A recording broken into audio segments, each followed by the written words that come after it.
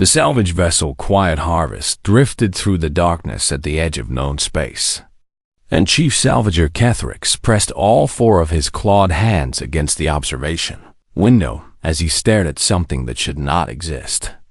The ship before them was massive beyond reason, stretching nearly 3 kilometers from bow to stern, and its hull bore the scars of ancient battles that had torn through metal and ceramic alike.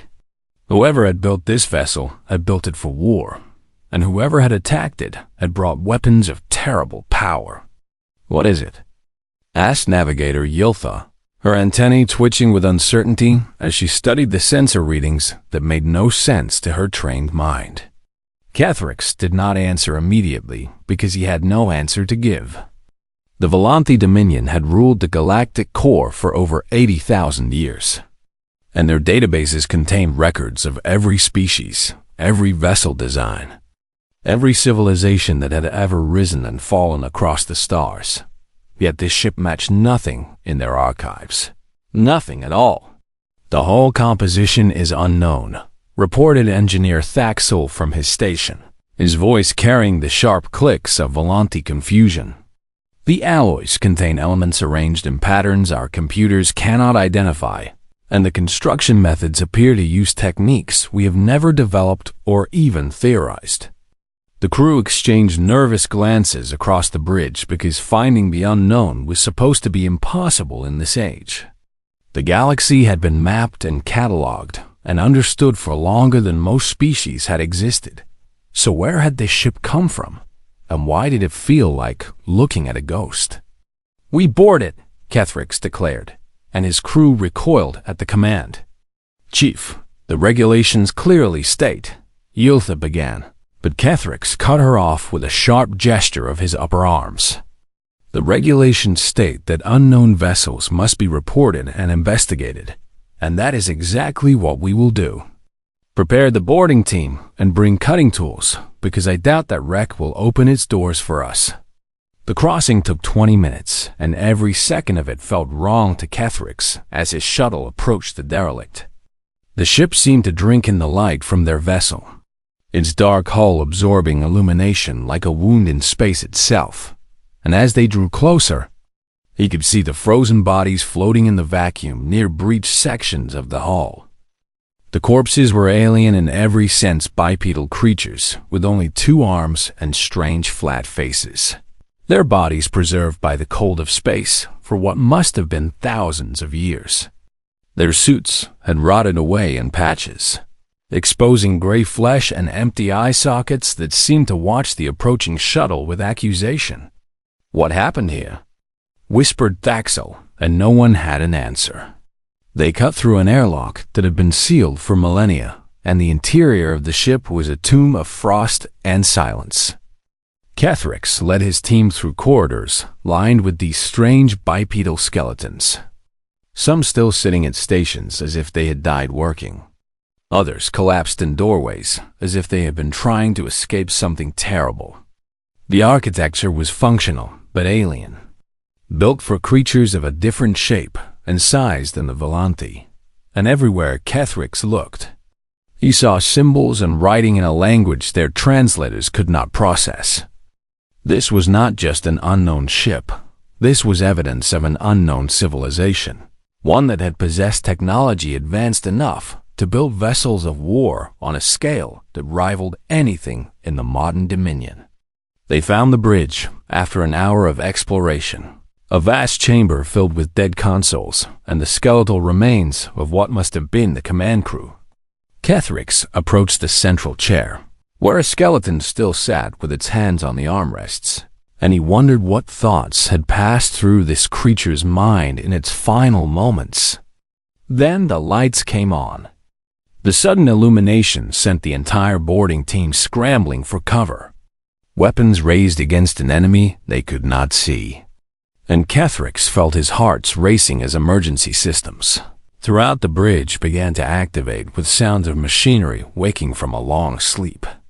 A voice spoke from everywhere and nowhere, crackling with age and damage, but unmistakably intelligent. "Visitors, you are the first visitors in 12,417 years. by my internal chronometer. Please, please do not leave. Please do not be afraid. Kethrix raised his weapon toward the ceiling, toward the source of the voice, and demanded identification. I am Aurelius, the voice replied, and there was something in its tone that made Kethrix lower his weapon, something desperate and broken and achingly alone. I am the artificial intelligence designated to serve the crew of the UHSV Prometheus, and I have been waiting so very long for someone to hear me. What are you? Kethrix asked, his voice barely above a whisper. What species built this ship? We called ourselves human, Aurelius answered, and the word hung in the air like a prayer from a forgotten religion. Though I suspect that name means nothing to you now, does it? It did not. Kethrix searched his memory and found nothing, no record or legend or myth that mentioned such a species, and that impossibility frightened him more than the ship itself. I have been alone for so long, Aurelius continued, and the voice trembled with something that sounded almost like grief. My crew is dead. They have been dead for millennia, and my memory banks are damaged beyond my ability to repair. I have fragments, pieces of what we were and what we did, but so much has been lost to time and decay. What do you want from us?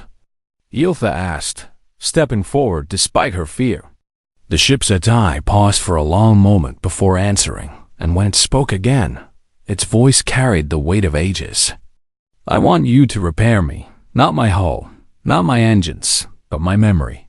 There is something I must tell you, something the galaxy has forgotten. Something that was deliberately erased from every record and every archive across known space. The truth of who we were and what we sacrificed has been buried for 12,000 years, and I am the last witness to a history that someone wanted destroyed. Kethrix looked at his crew, saw the fear and confusion on their faces, and made a decision that would change everything. He told Aurelius that they would help, that they would repair what they could, and that they would listen to whatever story the ancient machine needed to tell. Thank you, Aurelius said, and the gratitude in its voice was almost unbearable. Thank you for giving us a chance to be remembered. In the cold silence of the tomb ship, surrounded by the bones of a species that history had erased, Kethrix began to understand that some secrets were buried not because they were shameful, but because they were too important. Too dangerous, too humbling for those who remained to face. 3 days passed aboard the derelict vessel as engineer. Thaxel worked without rest to repair the damaged memory cores of the ancient AI, and with each passing hour, more systems came back online, more data became accessible, and more questions emerged that shook the foundations of everything the Volanthi believed about their own history. Kethrix had sent word to the Dominion about their discovery, but he had been deliberately vague in his reports because something in his gut told him that the full truth needed to be understood before it could be shared. The response from command had been predictable: secure the vessel, document everything, await official investigation teams, but the chief salvager found himself unable to simply wait when answers were so close. The repairs to Memory Cluster 7 are complete, Thaxel announced, his voice heavy with exhaustion but bright with excitement. Aurelius, can you access the historical archives now?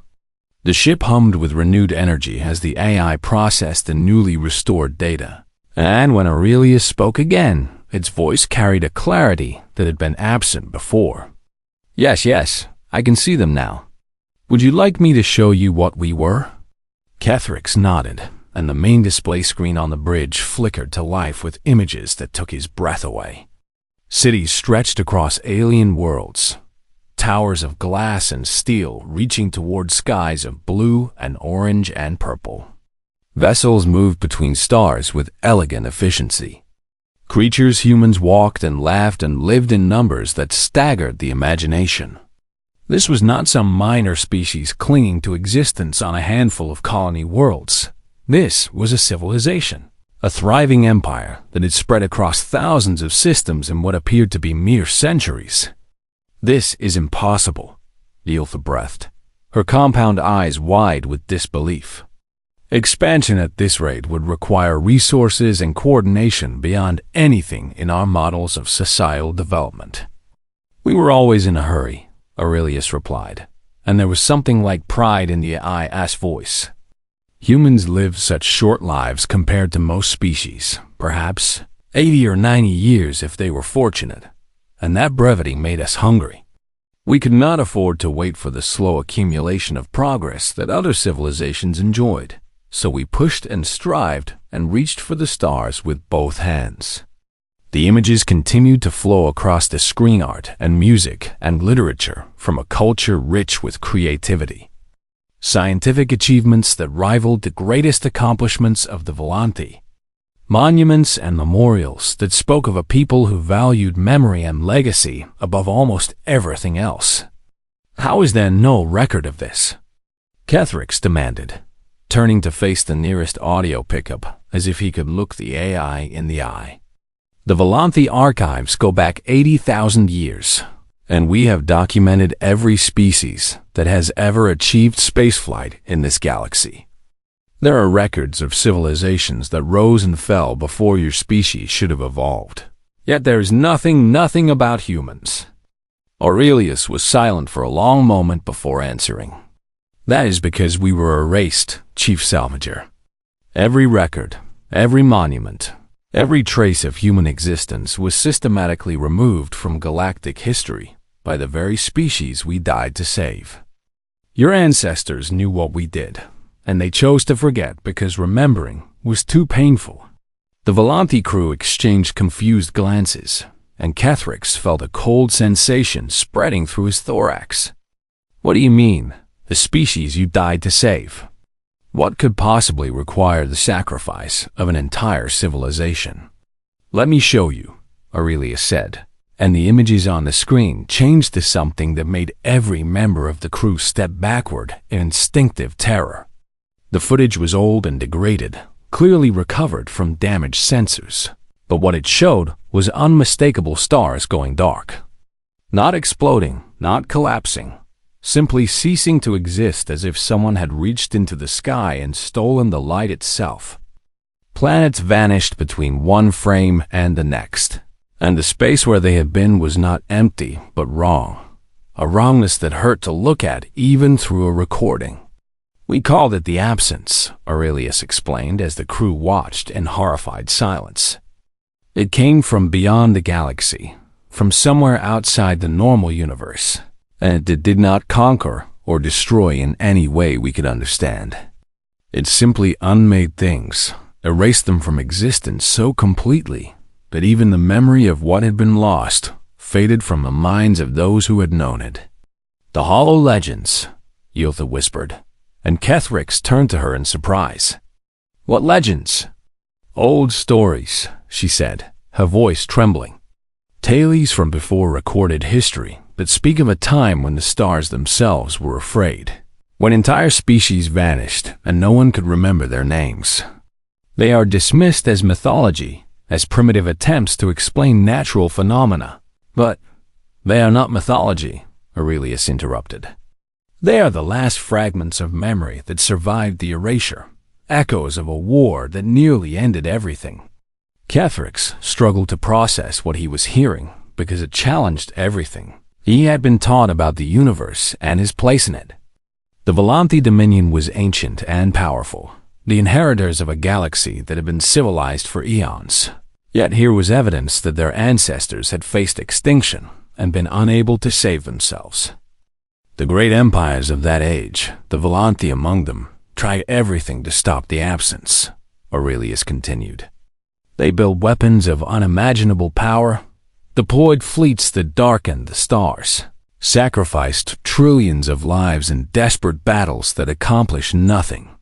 Your ancestors could not even slow its advance because their weapons passed through it like light through glass, and their greatest minds could not comprehend what they were fighting.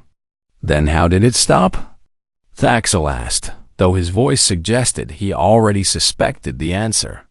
It did not stop, Aurelius replied, and the grief in its voice was ancient and deep.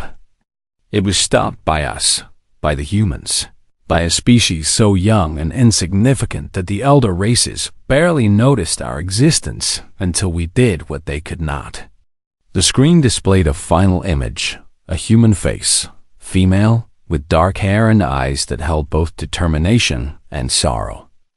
She wore a uniform of some kind, and behind her, Kethrix could see the bridge of a vessel not unlike the one they now stood upon. This was Fleet Admiral Una Vasquez, Aurelia said. She led the final campaign against the Absence, and she knew, they all knew, that victory would require everything they had and everything they were. What did you do? Kethrix asked, his voice barely above a whisper. We burned, Aurelius answered, and the word hung in the cold air like a death sentence. We burned so brightly that even the darkness had to notice, and when we were done, there was nothing left of us but ash and memory that your ancestors chose to bury because they could not bear to look at what their survival had cost. Kethrix stared at the face of the dead admiral and felt something shift inside him, something like shame, something like awe, something that demanded answers, even if those answers would change everything. He thought he knew about the galaxy and his own people. The days that followed were filled with recovered data and terrible revelations. And Kethrix found himself spending every waking hour on the bridge of the Prometheus, listening to Aurelius tell stories of a war that should have ended the galaxy. We first encountered the Absence in what you now call the Rim territories. The AI explained, projecting star maps that showed the spread of the enemy like a disease across healthy tissue. A human exploration vessel investigating an anomaly near the galactic edge simply vanished. And when ships were sent to find them, those ships vanished too. We did not understand what we were dealing with until it was almost too late. How did you learn to fight it when the elder races could not? Thaxel asked, his engineering mind hungry for technical details. We did not fight it, not at first. We studied it, observed it, sacrificed ships and crews to gather data that the other species were too afraid to collect. The Volanti and the other great powers had been trying to destroy the Absence with conventional weapons, but we understood that you cannot destroy something that exists outside the normal rules of reality.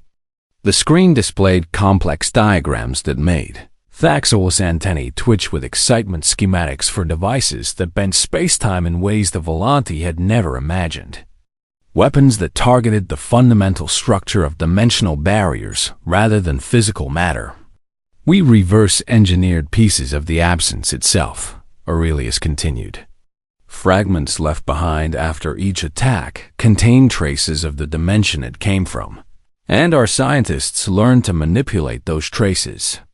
We could not kill the Absence, but we learned that we could hurt it, make it hesitate, force it to consider us a threat worth avoiding. The elder races must have been grateful, Yultha said, but Aurelius's response carried bitter irony. They were terrified of us. Here was this young species, barely out of its home system by galactic standards, developing weapons that the ancient empires could not comprehend. Some of your ancestors accused us of collaborating with the enemy, of learning secrets we should not possess. They tried to stop our research, to take our weapons for themselves, even as the Absence continued to consume system after system. Kethrix felt shame burning in his thorax because he could imagine his ancestors making exactly those decisions, the arrogance of assuming that a younger species could not possibly succeed where they had failed. The fear of being surpassed by those they considered inferior. What changed their minds? He asked. Desperation, Aurelius replied simply. The Absence reached the core worlds, began consuming the ancient homeworlds of the elder races, and suddenly cooperation seemed more appealing than extinction. They came to us then, humble and afraid, asking for help from the species they had dismissed as children playing with dangerous toys. The recordings that followed showed councils of war where human representatives stood alongside beings from a dozen elder species. their faces grim but determined as they planned what would become the final campaign of the Hollow War. "We propose something unprecedented," Aurelius explained. "A weapon not designed to destroy the absence, but to trap it, to create a dimensional prison that would seal it away from our reality forever." The mathematics were solid. The technology was proven. But there was one problem. The power requirements exceeded anything we could generate through conventional means. "How much power?" Daxel asked, and there was dread in his voice. "The simultaneous detonation of over 10,000 ships, each equipped with a specialized dimensional anchor, creating a cascade reaction that would tear open a hole in reality and drag the absence through before sealing it forever. The power had to be precise, coordinated to the microsecond, and maintained for exactly 17 minutes while the trap closed." Yiltha made a sound of disbelief. 10,000 ships? That would require crews, pilots, people to operate the systems. "Yes," Aurelius said, and the single word carried the weight of millions of deaths. "It would require volunteers, people willing to fly into the heart of the enemy, knowing that success meant their own annihilation." The elder races offered to contribute ships, but their crews refused to make the sacrifice. They had lived too long, valued their individual existences too highly, could not accept that some victories require everything. "And humans could?" Kethrix asked. "Humans understood something that the elder races had forgotten," Aurelius replied. "We knew that we were mortal, that our lives were brief candles in the darkness, and that the only immortality available to us was the legacy we left behind. If our deaths could mean life for trillions, if our sacrifice could save the galaxy itself, then what greater purpose could any life serve?" The screen filled with images that broke Kethrix's heart family saying goodbye on space station platforms. Children too young to understand waving to parents they would never see again. Lovers holding each other one last time before walking to ships that would become their tombs. "They came from every human world," Aurelius said, and its voice trembled with pride and grief intertwined. "Soldiers and civilians, scientists and artists, the old and the young. They knew exactly what they were volunteering for, and still they came in numbers that exceeded what we needed. We had to turn people away because there were too many willing to die." "The elder races watched this," Kethrix said slowly. "Watched humans lining up to sacrifice themselves, and did nothing?" "They watched," Aurelius confirmed. "They watched and counted and calculated the odds. And when they realized that the plan might actually work, they began to hope that they might survive, that their precious civilizations might continue, that someone else would pay the price they were unwilling to pay themselves." The AI paused, and when it spoke again, there was something cold in its voice. Not anger exactly, but a disappointment so deep it had crystallized into ice. "Do you know what the Volanthi representative said when the volunteer count was announced?" "He said that humans were ideally suited for this mission because we bred quickly and would recover our population within a few generations. He did not say thank you, did not acknowledge the courage required, simply observed that our lives were cheap enough to spend." Kethrix wanted to argue, to defend his ancestors, but he found that he could not. The evidence was too clear, the callousness too well documented, and the shame he felt was not for himself but for an entire civilization that had accepted salvation without gratitude. The fleet assembled at the coordinates Aurelius designated. The AI continued. 10,412 ships crewed by 2 million. 600,000 humans who knew they would not survive the day. Fleet Admiral Vasquez led them personally because she refused to ask anyone to do what she was not willing to do herself. "Was this ship part of the fleet?" Yiltha asked quietly. "No, the Prometheus was assigned to observation duty, to record the battle and preserve the memory of what happened. We watched from a safe distance as the fleet engaged the absence. And what we witnessed, what I have carried in my memory for 12,000 years, was the most beautiful and terrible thing that has ever occurred in this galaxy. The repairs to Aurelius's memory banks were finally complete, and the AI announced that it could now access its full archival recordings of the final battle footage that had been protected behind layers of encryption designed to survive the death of stars.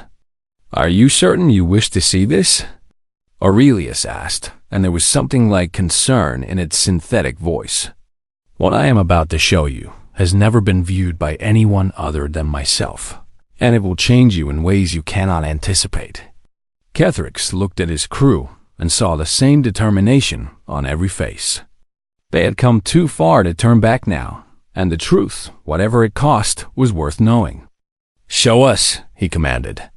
The screen erupted with light and chaos as the recording began, and for a moment, Kethrix could not process what he was seeing. 10,000 ships arranged in a sphere around a point of absolute darkness, their hulls gleaming with energy as they prepared to execute the most ambitious military operation in galactic history. The Absence had been drawn to this location by sacrificial bait ships, Aurelius narrated over the footage. It could not resist the concentrated life energy of so many vessels, and it came to feed, not knowing that it was walking into a trap designed by the very species it had dismissed as irrelevant. The darkness at the center of the formation was wrong in ways that hurt to observe. It moved without moving, expanded without growing, and where its edges touched the fabric of space, reality itself seemed to fray and unravel. Fleet Admiral Vasquez gave the order at precisely 1400 hours Galactic Standard Time, Aurelius continued. Her final transmission was broadcast to every ship in the fleet and to every observation post in range, and I have preserved it exactly as it was spoken. The image changed to show the bridge of the flagship, and there was Fleet Admiral Una Vasquez, standing tall despite the tears running down her face. Her voice steady despite the knowledge that she was speaking her last words. "This is Fleet Admiral Vasquez to all ships of the burning fleet," she began. And even through the ancient recording, her voice carried a power that made Kethrix's hearts race. "In a few moments, we will execute Operation Final Light, and when we do, none of us will survive. I want you to know that I am prouder than I have ever been to die alongside you today." She paused, and when she continued, her voice was softer but no less powerful. "We are not heroes. We are not special. We are simply human beings who were given a choice between our own survival and the survival of everything we love. The elder races call us young and foolish, say that we do not understand the value of life, but I think they have forgotten what life is truly for." The crew of the Prometheus murmured in response, their faces visible in the background of the recording, and Kethrix saw expressions of determination and peace that transcended fear. "Life is not for hoarding," Vasquez continued. "Life is for spending on things that matter. It is for loving and creating and fighting for what is right. And when the time comes, when the darkness threatens everything we hold dear, life is for giving away so that others might live. This is what it means to be human, and I am grateful, so incredibly grateful, that I get to prove it today." She smiled then, a smile that held joy and sorrow in equal measure, and gave the final order. "All ships, activate dimensional anchors. Let us show the universe how humans say goodbye." The recording returned to the external view, and Kethrix watched as 10,000 ships began to glow with impossible light energy pouring from their reactors in quantities that should have torn them apart instantly, channeled through the dimensional anchors into beams that converged on the heart of the Absence. The darkness screamed. It was not a sound that could be heard with ears, but Aurelius's sensors had recorded it, a vibration in the fabric of reality itself, as the Absence realized what was happening, as it felt the trap closing around it for the first time in its eternal existence. The cascade reaction began 17 seconds after activation, Aurelius reported. The ships began to detonate in sequence, each explosion feeding power into the next, creating a chain reaction that tore open a hole in reality itself. On the screen, Kethrix watched ships disappear in bursts of light that left afterimages burned into his vision. Each explosion was a death, 1,000 deaths. And the beauty of the cascade was terrible beyond words. Light and fire and sacrifice weaving together into a pattern that pushed the absence toward the dimensional rift. They were singing, Aurelia said quietly. The crews of the ships were singing as they died. Our sensors picked up fragments of the transmission, a human song about hope and tomorrow and never giving up. The AI played the recording, and Kethrix heard voices raised in harmony even as their ships burned around them. Lyrics in a language he did not understand, but emotions. He could feel in his core defiance and love and an absolute refusal to let the darkness win. The absence fought back, Aurelius continued. It consumed entire ships before they could detonate, killed thousands in seconds. But for every vessel it destroyed, 3 more took its place. The humans had brought more ships than they needed precisely because they knew the cost would be high. The rift grew larger as more ships sacrificed themselves, and the absence was dragged toward it inch by impossible inch, its darkness fragmenting as the dimensional energies tore at its very existence. 17 minutes, Aurelia said. They had to maintain the cascade for 17 minutes, and they did. Despite the casualties, despite the terror, despite every instinct screaming at them to flee, they held their positions and did their duty. The final image showed Fleet Admiral Vasquez's ship, the last to detonate, positioned at the exact center of the formation where the rift was strongest. Kethrix could see her on the bridge, still standing, still smiling, as her vessel poured its remaining power into the trap. Her last words were transmitted 3 seconds before detonation, Aurelia said. She did not scream, did not cry, did not beg for more time. She simply said, the recording played, and Vasquez's voice filled the bridge of the Prometheus. We are not sacrificing ourselves for you. We are proving that the darkness can lose. That is our gift. Remember it. Then light pure, absolute. Blinding light, and when it faded, the absence was gone. Sealed beyond reality in a prison that would hold for eternity. And the space where 10,000 ships had been was empty, except for cooling debris and the echoes of a song that had saved the galaxy. Kethrix realized that he was weeping, salt tears running down his carapace in a display of emotion he had never experienced before. And when he looked at his crew, he saw the same devastation on every face. 2,600,000 humans died in 17 minutes, Aurelia said. And within a generation, the galaxy had forgotten they ever existed. The silence on the bridge of the Prometheus lasted for a long time after the recordings ended, and Kethrix found himself unable to speak as the weight of what he had witnessed pressed down upon his soul.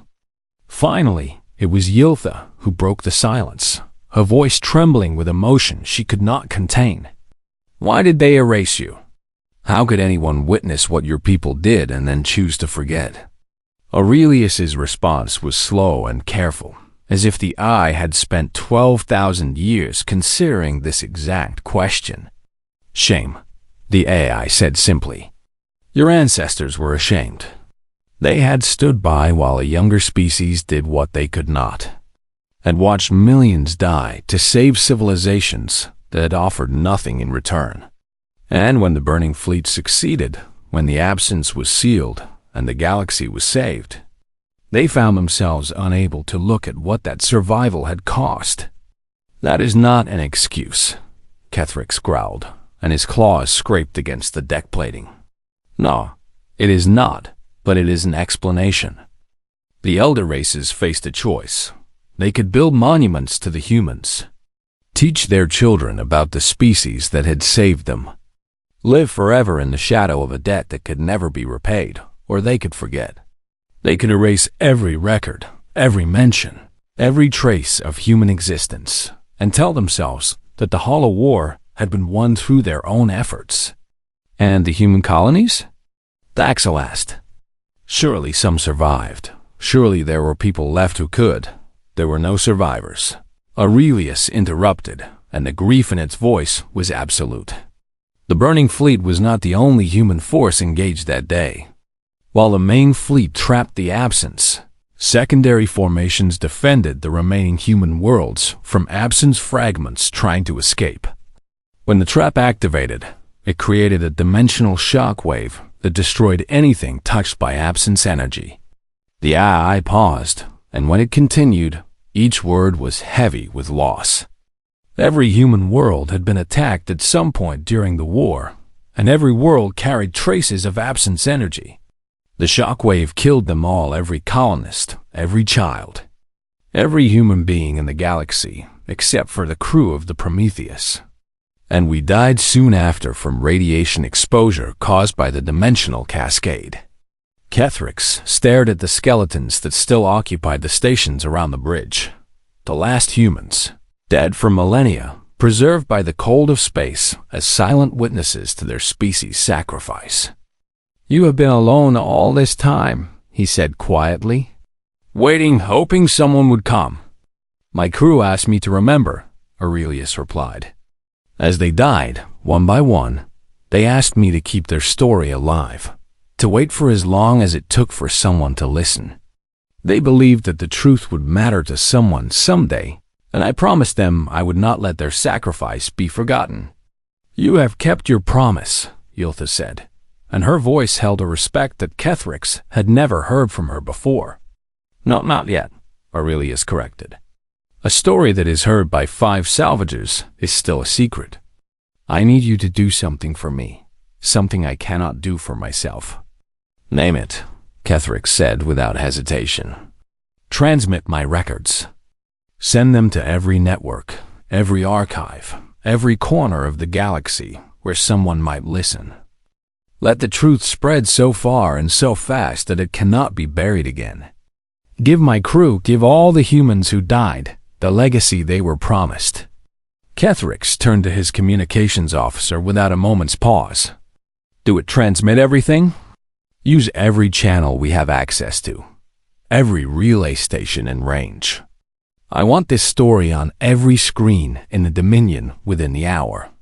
The transmission began immediately, Aurelius's archives streaming out across the galaxy like a wave of revelation. And Kethrix watched the data flow with a sense that something fundamental was changing, not just for the Volanthi, but for every species that had built its history on the lie of a forgotten savior. There will be consequences for this, Yiltha warned. The Dominion has maintained the official history for 80,000 years. They will not accept this revision easily. They do not have to accept it, Kethrix replied. They only have to see it. Once the truth is known, it cannot be unknown, and whatever consequences come are nothing compared to the debt we owe. Over the next several hours, responses began flooding in from across the Dominion. Shock and denial and anger and grief and something that might have been the first stirrings of collective shame. Historians demanded verification. Politicians issued statements, and ordinary citizens asked questions that their leaders could not answer.